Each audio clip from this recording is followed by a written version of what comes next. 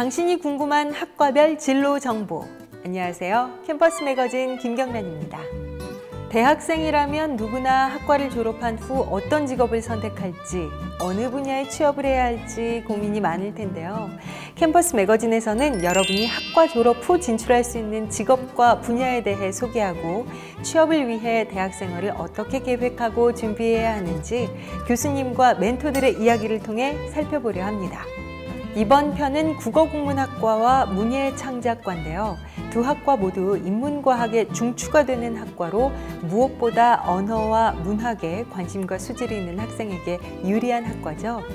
그럼 먼저 우리말과 문학을 연구해 올바른 한국문학의 전통을 이어가도록 하는 국어국문학과에 대해 알아보겠습니다. 첫 번째 코너 시작해볼까요? Now 국어국문학과는 지금.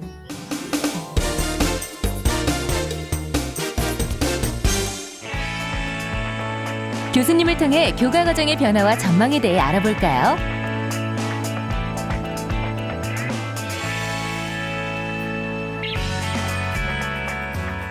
안녕하세요. 청주대학교 국어국문학과 교수 소인호입니다. 반갑습니다.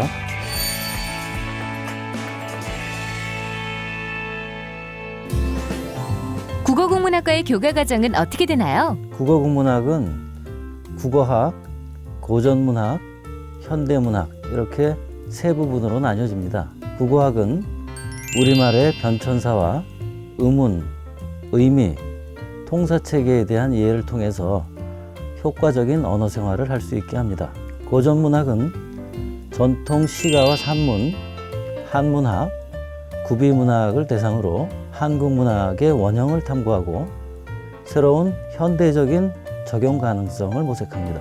현대문학은 시와 소설, 수필, 희곡, 평론 등의 문학작품을 효과적으로 감상할 수 있는 능력은 물론 실제적인 창작 능력을 기르도록 합니다.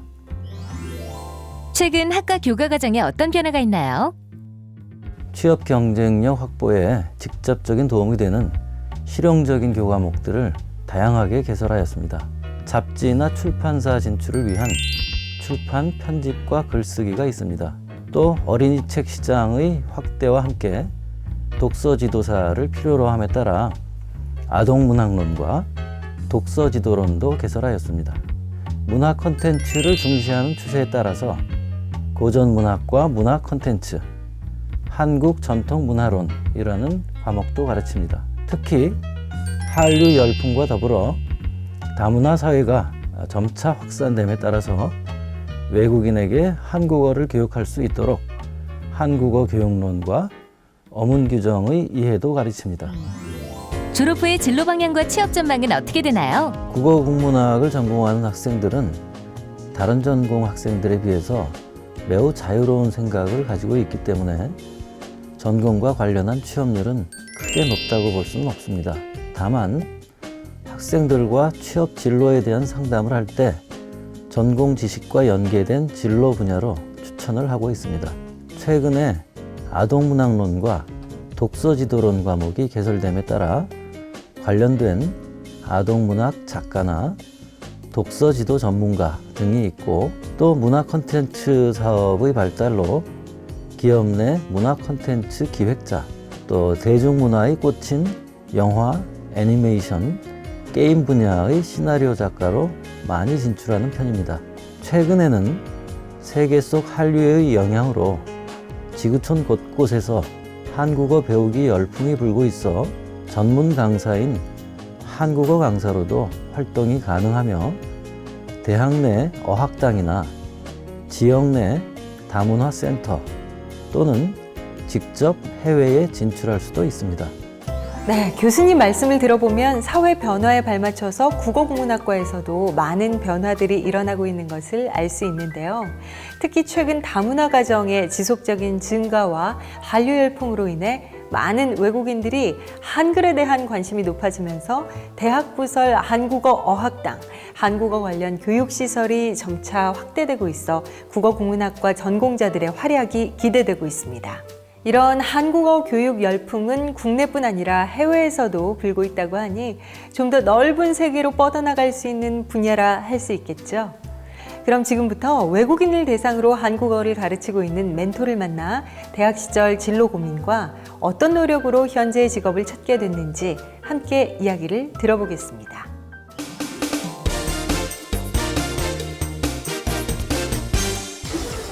멘토를 만나러 학교에 왔다. 오늘은 뭘 공부해요?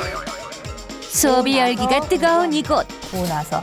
그러면 밥을 먹어요. 그 바로 다음에 이것이 멘토가 일하는 현장. 돼요. 그러면 이것을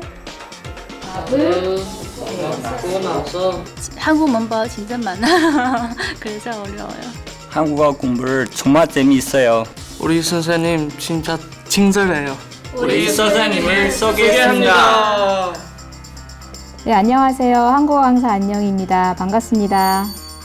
한국어 강사로 일하고 있는 안영희 멘토. 대학 내에 있는 부설 어학원이나 또는 이제 복지관 또는 센터 이런 곳에서 많이 활동을 하고 있습니다. 근데 단순히 한국어만 가르치는 일뿐만이 아니라 한국에 생활하는 생활에 대한 어려움을 도움을 주기도 하고요. 또 이제 한국 문화에 대한 이해도 돕는 데에도 많은 역할들을 하고 있습니다.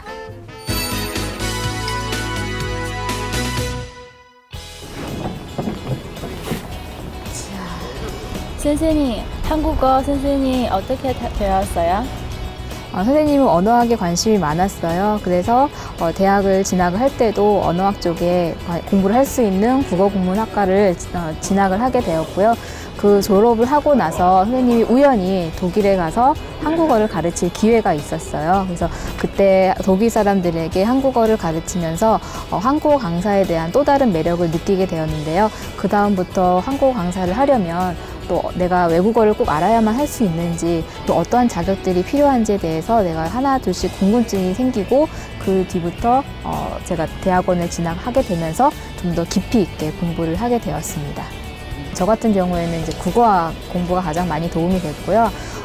이제 외국어를 배우는 이제 한국어를 배우는 외국 사람들 입장에서는 우리가 내국인이 바라보는 시선과는 약간 다르기 때문에 그러한 문법 체계라든지 그다음에 언어 구성들이 어떻게 변화가 되는지 그런 거에 대한 공부가 가장 큰 도움이 됐던 것 같습니다. 그런데 한국어 강사라고 해서 한국어만 가르치는 것이 아니라 한국 경제, 문화, 사회 또는 연예계 이런 여러 가지 전반적인 것들도 다 가르칠 수 있어야 되기 때문에 한국에 대한 모든 것들을 다 알고 있다면 많이 도움이 될 수 있을 것 같아요.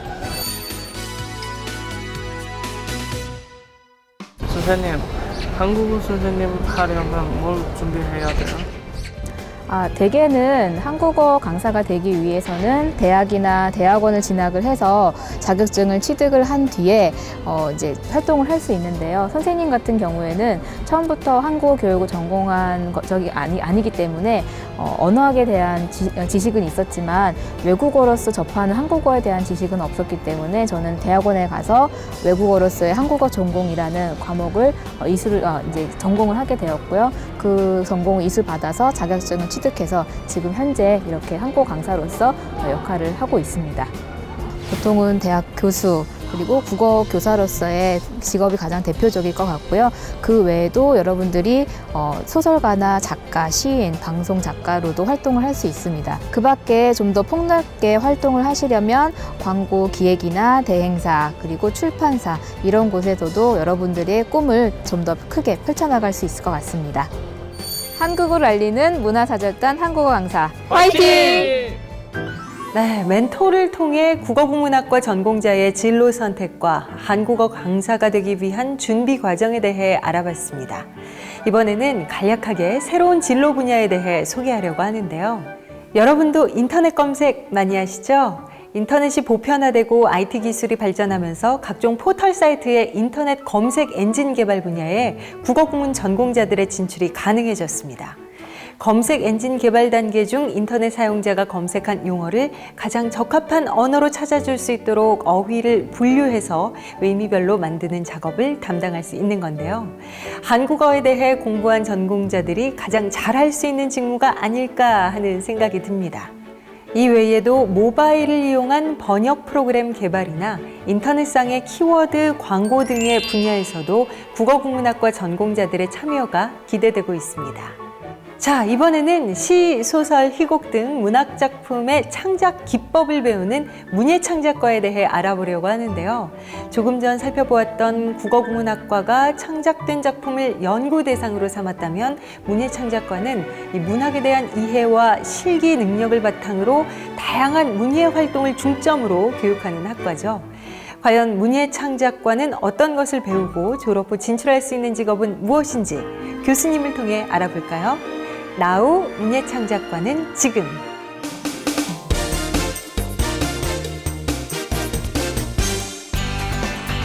교수님을 통해 교과 과정의 변화와 전망에 대해 알아볼까요?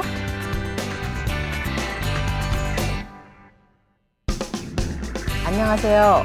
저는 장안대학교 디지털 문예창작과 교수 신선희입니다. 반갑습니다.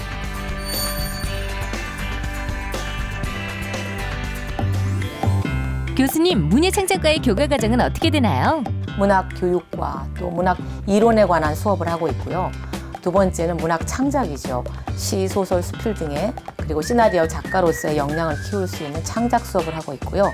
셋째로는 문학 콘텐츠, 특히 디지털 문학 콘텐츠를 제작하기 위한 그러한 스토리텔링 중심의 과목을 공부하고 있습니다. 교수님, 최근 학과 교과 과정에 어떤 변화가 있나요? 정보화 시대를 넘어서서 또 다매체 시대이고 그리고 디질로그 시대를 향해 가고 있지 않습니까? 이러한 변화에 따라 큰 방향으로는 고전 문학과 현대 문학 그리고 나아가서 세계 문학과 또 한국 문학을 소통시키고 인문 정신과 디지털 기술을 상보적으로 결합하는 새로운 교과목들을 신설하였습니다. 그 멀티미디어 저작 도구 응용이라든가 멀티미디어 콘텐츠 개발과 같은 것은 그 매체 저장 능력을 배양시키고 멀티미디어 처리 기술을 습득할 수 있는 능력을 함양하기 위해서 과목을 단계별로 개설하고 있고요. 요즘 방송 구성 시나리오라든가 게임 시나리오, 애니메이션 시나리오와 같은 엔터테인먼트 스토리텔링, 그리고 나아가서는 교육과 정보 학습에 필요한 에듀테인먼트 스토리텔링에 기반한 콘텐츠 제작, 그리고 그에 관련된 스토리텔링 연계 과목을 새롭게 신설해서 운영하고 있습니다. 그렇다면 졸업 후의 진로 방향과 취업 전망은 어떻게 되나요? 최근의 다매체 환경에서는 또한 그 창의력이라든가 언어 표현 능력 및 기술력을 바탕으로 한 애니메이션, 또 뭐 게임 시나리오 등 그러한 작가, 그리고 디지털 영화 제작자 등 스토리텔러와 문화 기획자로서의 다양한 진출 영역이 저희들이 예상할 수 있는 진로 방향이라고 생각합니다. 한편으로는 에듀테인먼트 스토리텔링을 기반으로 한 학습지 개발 교육 영역에서의 전문 인력이 굉장히 요즘 급격히 요구되는 상황이라고 저희들은 파악하고 있습니다. 다양한 직종에서 문학과 창의력, 또 언어 표현 능력, 그리고 문화 비평 안목, 그리고 언어 교육 지도 능력, 멀티미디어 저장 능력을 필요로 하는 한 문예창작과와 같은 학과의 진로 및 취업 전망은 상당히 희망적이라고 봅니다. 교수님 말씀처럼 다중매체와 디지털 로그의 시대를 맞이해서 문예창작과 전공자들의 진출 영역이 점차 확대되고 있는 추세입니다. 케이블 인터넷 방송을 비롯해 무선 휴대 인터넷인 와이브로 IPTV까지 방송과 통신이 융합되면서 매체와 채널이 다양화되고 그로 인해 방송 프로그램을 구성하는 방송 작가, 방송 기자, 문화 콘텐츠 기획자, 홍보 등 문예창작과 전공자들의 취업의 문 또한 넓어졌습니다.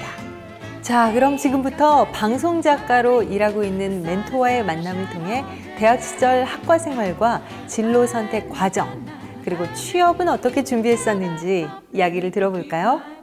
선배님, 지금 만나러 갑니다.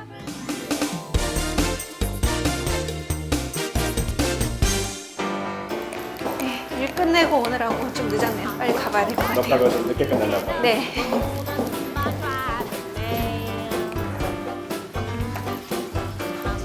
안녕하세요. 방송작가 박혜정입니다. 방송 구성 작가 박혜정 멘토.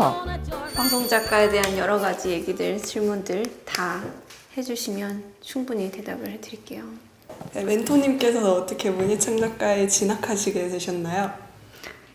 일단 문예창작학과는 국문학과랑 좀 헷갈려하는 친구들이 좀 많이 있어요. 근데 차이가 많이 있거든요. 문예창작학과는 정말 작품을 창작하는 사람들, 글을 쓰는 사람들이고, 국문학과는 이미 창작된 글을 분석하고 해석하고 자기 나름의 시선으로 정리하는 사람들이라고 생각을 하면 돼요. 그래서 저 같은 경우에는 글 쓰는 것 자체에 굉장히 관심이 많아서 여러 분야에 대한 글쓰기를 좀 배워보고 싶어서 문예창작학과를 지원을 했었죠. 졸업하신 후에 다양한 진출 분야가 있으셨을 텐데 왜 이 길을 선택하셨어요? 저도 순수문학을 전공을 했었고, 저 원래는 소설에 관심이 많아서 공부를 시작을 했었는데, 공부하다 보니까 그 외에 극작에도 관심이 생기고 또 방송에도 관심이 생기고, 그러다 보니까 또 이쪽으로 기회가 와서 일을 시작하게 됐어요.